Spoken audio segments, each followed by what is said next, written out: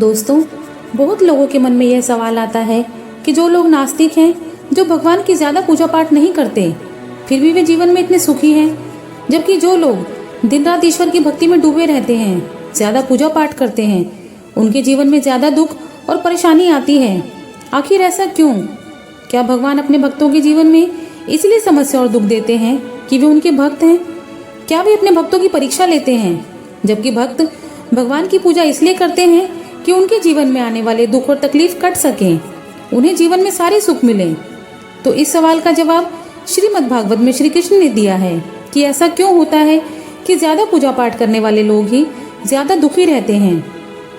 गीता में श्री कृष्ण कहते हैं, कर्मण्येवाधिकारस्ते मां फलेषु कदाचन मां कर्म फल हेतुर्भो ते संगस्व कर्मणि। अर्थात कर्म पर ही तुम्हारा अधिकार है, कर्म के फलों में कभी नहीं, इसलिए कर्म को फल के लिए मत करो। गीता में बताया गया है कि कर्म प्रधान है, कर्म के आगे ईश्वर को भी झुकना पड़ता है।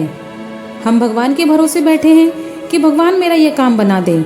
हो सकता है भगवान आपके भरोसे बैठे हो कि उनका भक्त कुछ कर्म करे तो फिर मैं उसका साथ दूं।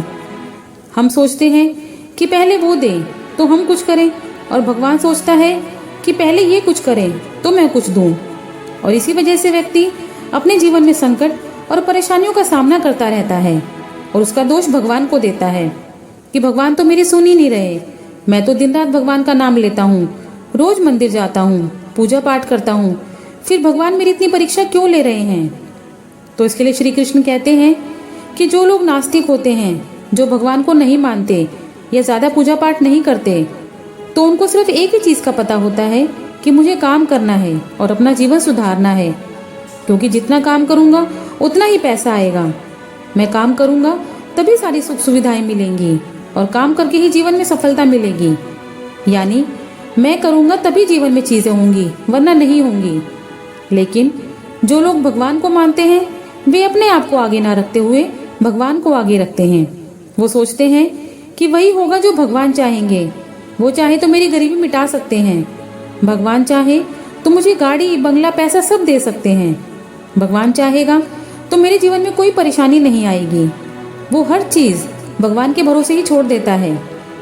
ऐसा नहीं होता कि आप भगवान की पूजा पाठ करेंगे तो पैसों की बारिश होगी। ऐसा होता तो सभी लोग अपना काम धंधा छोड़कर सिर्फ भगवान के सामने ही सारा दिन बैठे रहते। फिर तो पैसा अपने आप ही मिल जाएगा, तो काम करने की क्या जरूरत है? भगवान चाहेगा तो कहीं से गड़ा हुआ धन मिल जाएगा, हर चीज आसान हो जाएगी।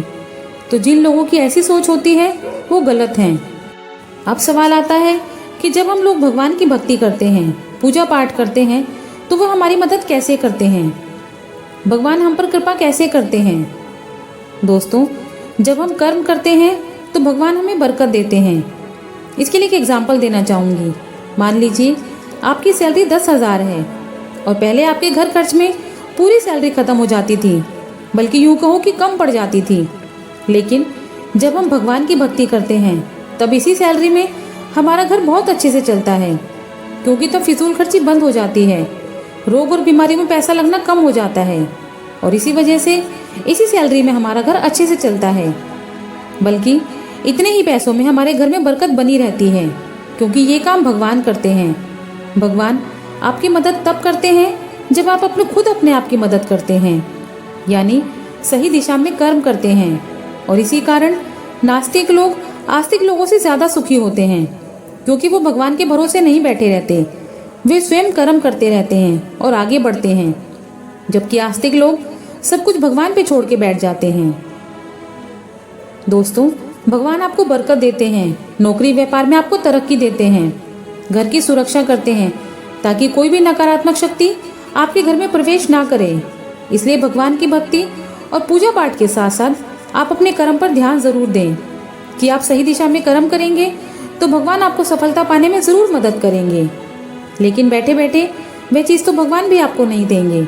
इसलिए कर्म करो और साथ ही भगवान की भक्ति करो, फिर आप देखिए कितनी ही जल्दी आप सफलता की ऊंचाइयों को प्राप्त करेंगे।